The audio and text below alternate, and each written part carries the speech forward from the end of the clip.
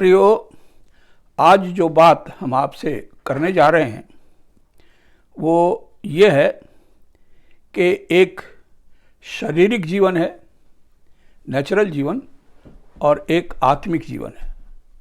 प्रभु हमारे आत्मिक जीवन के विषय में चाहता है कि हम प्रभु के नियमों को देखें और प्रभु के नियमों के आधार पर अपने आत्मिक जीवन के लिए तैयारी करें। क्योंकि प्रियो, जो हमारा शारीरिक जीवन है ये टेम्पररी है। जब तक हम शरीर में हैं, शरीर की आयु बहुत दिनों की नहीं है। हम सब जानते हैं, हर एक व्यक्ति मरता है और बॉडी जलाई जाती है या दफनाई जाती है। प्रियो, मगर आत्मिक जीवन हमेशा का जीवन है और परमेश्वर मेरे और आपको, चाहे वो कोई भी हो, इसे किसी रिलीजन और किसी व्यक्तिगत लोगों के से संबंध नहीं रखता। इस जीवन को हर एक पा सकता है अगर मसीह यीशु को वो अपना मुक्तिदाता मानता है, जिसने अपने पुराने जीवन को त्यागा हो, रिपेंटेंस की हो। वो हर एक व्यक्ति प्रभु के उस आत्मिक जीवन को पा सकता है। रोमियो 8 बाब के 5 से 9 आयत में एक बात लिखी है, शारीरिक व्यक्ति शरीर की बातों पर मन लगाता है, परंतु आत्मिक आत्मा की बातों पर। शरीर पर मन लगाना तो मृत्यु है, परंतु आत्मा पर मन लगाना जीवन और शांति है। इसका क्या अर्थ है प्रियो? वो कहता है आत्मा पर मन लगाना जीवन है और शरीर पर मन लगाना मृत्यु है। क्योंकि अगर हमने आत्मा पर मन नहीं लगाया, जो आत्मा परमेश्वर ने हमें दी है, तो प्रियो हमारी आत्मा शरीर के साथ नष्ट हो जाएगी, वो मृत्यु को चली जाएगी, वो जहन्नम में चली जाएगी। इसलिए प्रभु चाहता है कि हम समय से आत्मा पर मन लगाएं। वो जो आत्मा प्रभु ने हमारे अंदर दी है, जो आत्मिक समझ प्रभु ने हमारे अंदर दी है, हम उस पर मन लगाएं ताकि हम उस अनंत जीवन के वारिस हो सकें जिसका वादा प्रभु ने कहा है। पर जो परमेश्वर का आत्मा तुम में वास करता है तो तुम शारीरिक दशा में नहीं हो। प्रभु कहता है कि जब परमेश्वर का आत्मा हमारे अंदर वास करता है तो हम शारीरिक दशा में नहीं, आत्मिक दशा में हैं।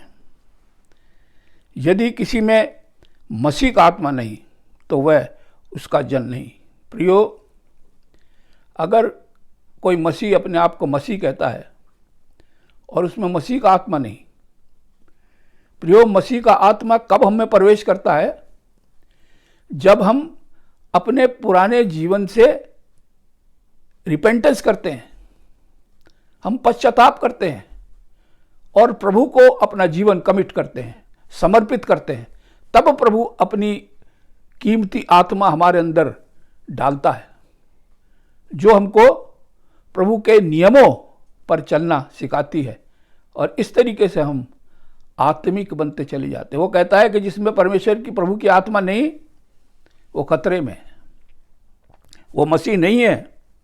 अगर आपने अब तक रिपेंटेंस नहीं किया, अपने जीवन में नहीं पछताए और प्रभु को अपना उद्धारकर्ता नहीं माना, पूरा कमिटमेंट नहीं किया प्रभु के साथ, तो प्रियो ऐसा मसीही भी खतरे में है। यहां लिखा है, अगर आप मसीह विश्वासी हैं तो यह उपरोक्त पंक्तियां हमें यह बताती हैं, हमें आत्मा और आत्मिक जीवन पर मन लगाना है। प्रभु का वचन हमें क्या बताता है?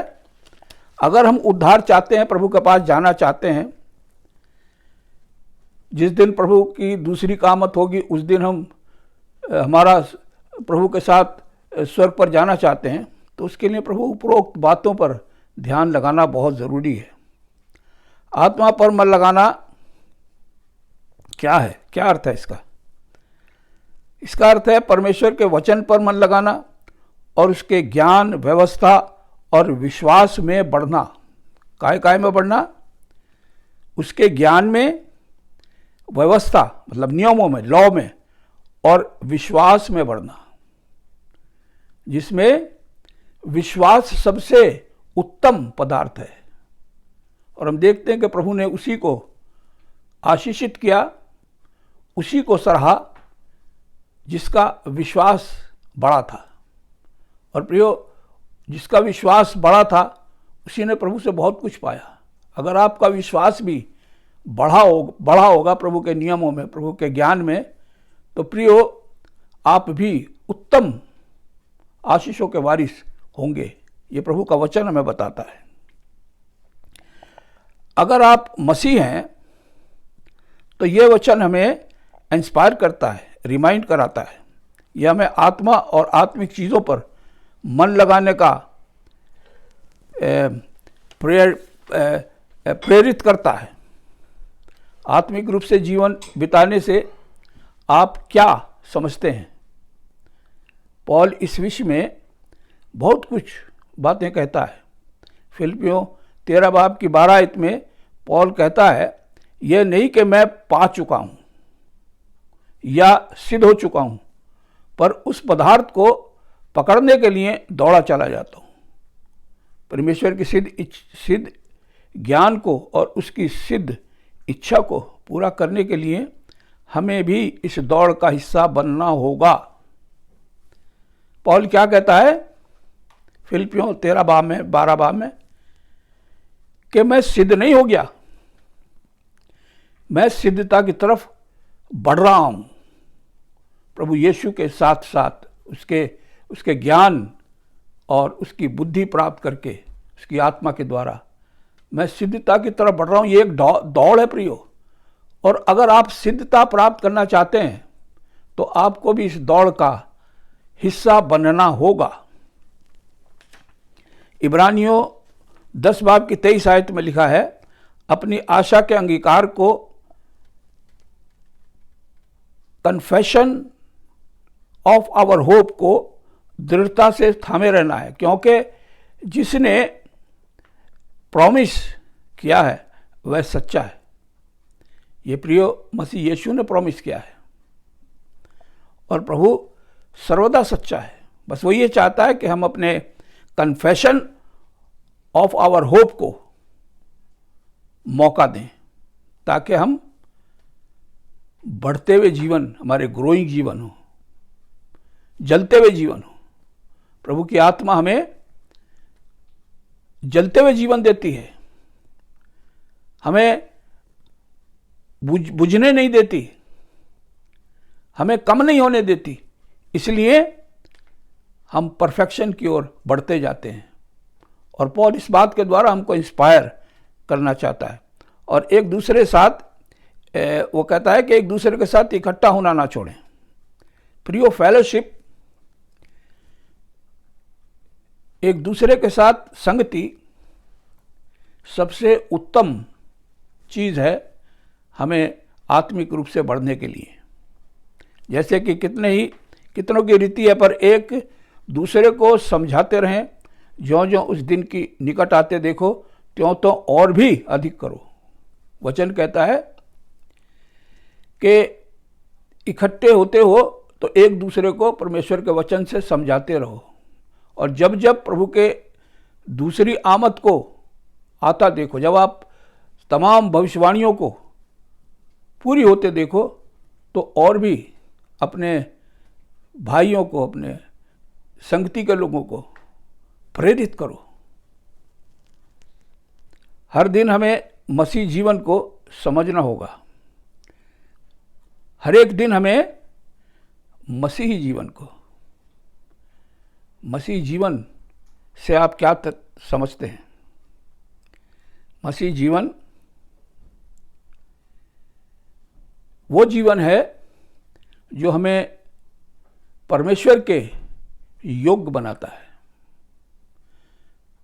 प्रभु ने अपने कुर्बानी के द्वारा हमें रास्तबाजी के वस्त्र दिए हैं। हमारे रास्तबाजी के वस्त्रों को देने के लिए प्रभु ने अपने खून उस कलवरी क्रूस पर बहाया है। और तब जब हमने उस पर विश्वास किया तो परमेश्वर ने एक राष्ट्रबाजी के वस्त्र हमें दिए हैं, धार्मिकता के वस्त्र दिए हैं, और उन वस्त्रों को हमें अभी ही धारण करना है जब तक हम देह में हैं, क्योंकि मरने के बाद फिर प्रियो ये अपॉर्चुनिटी खत्म हो जाती है। और आप जानते हैं कि प्रभु चाहता है कि हम राष्ट्रबाजी के वस्त्रों से ढपे हुए लोग हों, और उसके उत्तम सिद्धांत हमें परफेक्शन की ओर ले जाते हैं। प्रभु के जो सिद्धांत हैं वो उत्तम हैं, और जब हम उन सिद्धांतों पर चलते हैं तो वो हमें परफेक्शन की तरफ ले जाते हैं, एबंडेंट लाइफ, भरपूरी के जीवन के पास ले जाते हैं। इशाया 41:10 में लिखा है, I am with you, do not डिसमे, for I am your God, I will uphold you with my right hand. वो कहता मैं तुम्हारे साथ हूँ और हमेशा तुम्हारे साथ रहूँगा। अगर तुम मेरे को पकड़े रहोगे, तुम मेरे साथ रहोगे, मेरे नियमों पर चलते रहोगे, तो मैं भी हमेशा तुम्हें अपने सीधे हाथ से, सीधा हाथ प्रभु की सामर्थ्य को दिखाता है, क्योंकि हर एक व्यक्ति का उल्टे हाथ से ज़्यादा सामर्थ्य हाथ सीधा हाथ होता है। इसलिए परमेश्वर के वचन में इस बात का वर्णन किया गया है कि मैं तुझे अपने सीधे हाथ से, मतलब अपनी संपूर्ण सामर्थ्य के हाथ से तुझे पकड़े रहूँगा। प्रियो, सिर्फ हमें प्रभु के बालक बन के रहना है, और शैतान इस बात को नहीं चाहता कि हम प्रभु के बालक बने रहें। शैतान तो ये चाहता है कि हम उसके बालक बन जाएं, और इसलिए वो हमारे शरीर पर नाना प्रकार की ट्रायल्स लाता रहता है। मगर प्रियो, अगर हम परमेश्वर के साथ गॉडली जीवन बिताते हैं, आत्मिक जीवन बिताते हैं, तो शैतान हम पर हमें वर्गला नहीं सकता। यहां पर 5 बातें बताई गई हैं जिसके द्वारा हम आत्मिक रूप से ग्रो कर सकते हैं। पहली बात है, संसार को बहुत महत्व नहीं दें।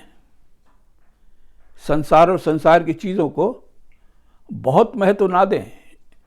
जिन चीज़ों को की आवश्यकता हमें, सिर्फ उन्हीं का इस्तेमाल करें। जिन चीज़ों की आवश्यकता नहीं है हमें, उसको ज़्यादा महत्व ना दें।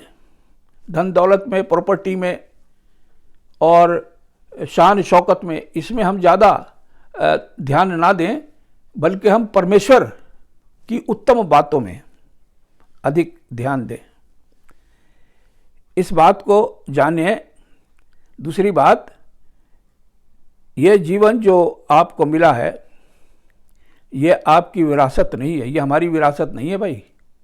ये परमेश्वर ने हमें दिया है, और परमेश्वर ने हमें एक पर्पज़ के लिए ये जीवन दिया है। प्रभु का कोई पर्पज़ है हमारे लिए, जो उसने हमको ये विश्वास दिया है, हमें मसीह बनाया है, हमें विश्वास में लाया है, उसका कोई पर्पज़ है। और उसने अपने पर्पज़ के आधार पर, तीसरी बात यही है कि आपके अंदर ये स्पेसिफिक सोच होनी चाहिए, आपको परमेश्वर ने किसी स्पेसिफिक पर्पज़ के लिए बनाया है, ख़ास पर्पज़ के लिए बनाया है। अगर प्रियो आप परमेश्वर के पर्पज़ को टाल देंगे, तो हमने वचन में देखा है कि बहुत सारे लोगों ने परमेश्वर के वचन को नज़रअंदाज किया। फॉर एग्जाम्पल, एली एक पर्पज़ लेके आया था, वो महायाजक था, मगर उसने उस पर्पज़, परमेश्वर के पर्पज़ को फुलफिल नहीं किया, और परमेश्वर ने उसको हटा दिया और सैमुएल को न्यायी बना दिया। इसी प्रकार सैमसन को प्रभु ने एक पर्पज़ के लिए वहाँ रखा था इजराइल में, मगर उसने प्रभु के पर्पज़ को महत्व नहीं दिया, और परमेश्वर ने फिर उसको दोबारा से वो काम नहीं मिला। प्रियो, अगर हम परमेश्वर के पर्पज़ को नहीं पहचानेंगे तो परमेश्वर का काम तो नहीं रुकता, मगर प्रियो हम उस आशीष से अनभिज्ञ हो जाएंगे, अलग कर दिए जाएंगे। इसी तरीके से साउल के बारे में हम देखते हैं कि साउल ने, परमेश्वर जो पर्पज़ था कि वो अमालेकियों को ख़त्म कर दे, और परमेश्वर ने उसको मौका भी दिया, लेकिन उसने परमेश्वर की संपूर्ण आज्ञा का पालन नहीं किया, जिसके सबब से परमेश्वर ने उसको रिजेक्ट कर दिया और दाऊद को राजा बना दिया। प्रियो, प्रभु चाहता है कि हम प्रभु के स्पेसिफिक पर्पस को समझने वाले हों। तीसरी बात ये थी। चौथी बात यह है कि परमेश्वर की लविंग काइंडनेस का फल है God is gracious upon us. अगर हम पर अनुग्रह हुआ है, हमको ये विश्वास दिया गया है, तो प्रभु के अनुग्रह का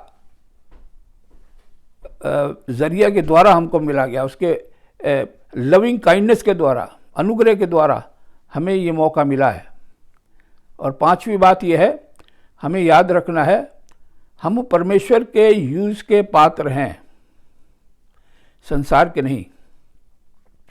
दूसरा तिमोथियस 2:20 से 21 आयत में, 2 आयतों में लिखा है, you will be vessel of honour, useful for master. परमेश्वर ने हमें आदर का पात्र बनाया है, मसीह जीवन दिया है, उत्तम विश्वास दिया है, आदर का पात्र बनाया है। हमें अपने मास्टर की आज्ञा, ज़रूरत को पूरा करना जरूरी है। प्रियो, आखिरी में मैं कुछ बात करूंगा इशाया 64:8 से। उसमें लिखा है, परमेश्वर कुमार है, हम सब तेरे हाथों की रचना है, मेक फॉर हिज पर्पस। उसने अपने पर्पस से बनाया है, वो हमारा कुमार है। We are his vessels, carry his holy word around the world. हम किस लिए रखे गए हैं? हम किस लिए उसके पात्र बनाए गए हैं? कि उसके पवित्र वचनों को संसार में चारों ओर कैरी कर सकें, ले जा सकें, फैला सकें।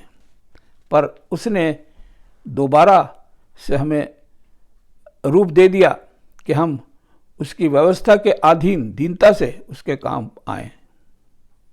प्रियो, रोमियो 8:13 आयत में प्रभु ने कहा है, यदि तुम शरीर के अनुसार दिन काटोगे तो मरोगे, यदि आत्मा से देह की क्रियाओं को मारोगे तो जीवित रहोगे।